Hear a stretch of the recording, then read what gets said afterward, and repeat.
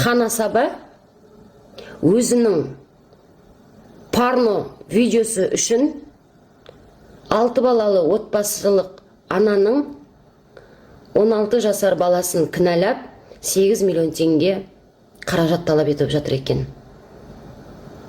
Құрметті қазақ аналары, құрметті қазақ отбасылары, қашанғы еңбекке ерте араласқан қазақтың жас жеткіншектері осындай қасиетсіздердің атағы, абыройы, бизнесі үшін құрбандыққа шалынады.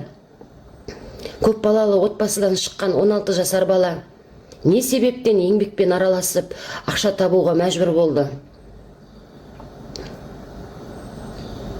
Сосын тойшыл қауым мынадай қасиетсіз қандай асабадан бас тартыңыздар. Қазақтың қоғамына анайы қылықтарыменен қазақтың жүзін жерге қаратқан бұндай қандай асабалар халықтың арасында халықтың қызықшылығын басқаруға құқысы жоқ. Қасиетсіз ханға бойкот. Қазір енді сол мобилограф, 16 жасар мобилограф баланы кінәлап, оған 8 миллион теңге штраф салып, ақша өндіргелі жатқан қасиетсіз хан. Көттеріңе еге бола алмасаңдар, оған 16 жасар бала кінәлі емес. Ол видеоны таратса да, таратпаса да, сен үйіңдегі, жататын бөлмеңдегі видеоны неге түсіріп халыққа көрсетесің? Жастарға қандай тәлім тәрбие беріп отырсыңдар? Не только қазақ халқы. Қазір сендерді әлем қарап отыр.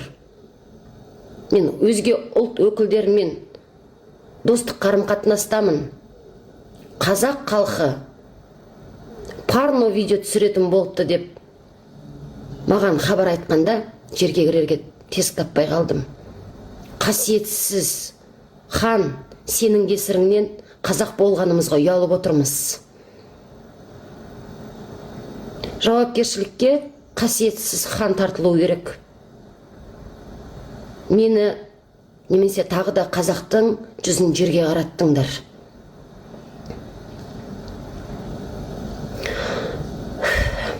$8 миллион теңге штрафты қасиетсіз хан төлейсін. Халық жаппай мына қасиетсіз ханға бойкот жариялаңыздар, және 16 жасар баланың басына қорған болыңыздар. Біз жас бүлдіршіндерді, жас буындарды ерте еңбекке араластырған мына аға буындылар кінәліміз.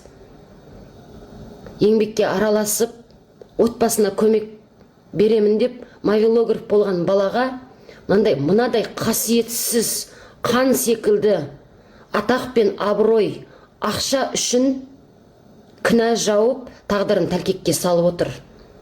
Қасиетсіз қан, сенің қасиетсіздігің, жыныстық видеоларыңды түсіргенің таралмауын мен білмейді екем, бірақ сен қасиетсіз әкесің. Ана қойныңдағы әйелің қасиетсіз ана. Аға буындысыңдар. Отбасылық құндылықтарың қайда? Сендер жыныстық қарым-қатынастарыңды видеоға түсіреді екенсіңдер. Оның таралымына неден 12 жасар, 16 жасар бала кінәлі болу керек? Сондықтан құрметті қазақ аналары, мына 16 жасар баланың құқығын қорғауымыз керек. Бұл үкімет, осындай қасиетсіздерге қызмет жасайтын үкімет. Біздің жас бүлдіршіндеріміз ерте еңбекке араласып, осындай қан секілді қасиетсіздердің атағы, абыройы, бизнесі үшін қаншауы сотталып кетті. Тоқтатыңдар масқараны. Қарабет қан қасиетсіз асаба. Сен кінәлісің. Ешқандай да 8 миллион ақша бермейді. Шамаларың сол кедей қазақтыңға, көп балалы қазаққа жете ма? Шамаларың жетсе, қасиетсіз қанды жазаға тартыңыздар. Ұлттық идеологиямызға, отбасылық құндылықтарымызға, қоғамымыздың тәрбиесіне үлкен әсер еткен қасиетсіз хан асаба жауап берсін. Қасиетсіздер өңшең. Ана жас кішкентай баладан көріп, мына екі жөлік Жан Ахмадиевке не бар? Бұл да тек ақшаны берген шығар, жаңа жөлік екі жөл. Жан Ахмадиев саған жетеді, құдайға шүкір, проблема Қазақстанда. Жазықсыз, жаңа кетіп жатқан біреудің баласының обалына қалма, бір жеріңді қыс, Жан Ахмадиев. Бұл да тек құтырайын деген көзі алақтап. Сол екі елі, сол екеуінің бір жері, екі елі бір жерінен басқа сені шаруа қалмай қалды ма Қазақстанда? Құдайға шүкір, айтатын болса, сен осы білгіш деген сайын бояушы бетін бояды деп сені біледі еркек басыма сөзін сөйлейтін адам тапқан екен сен.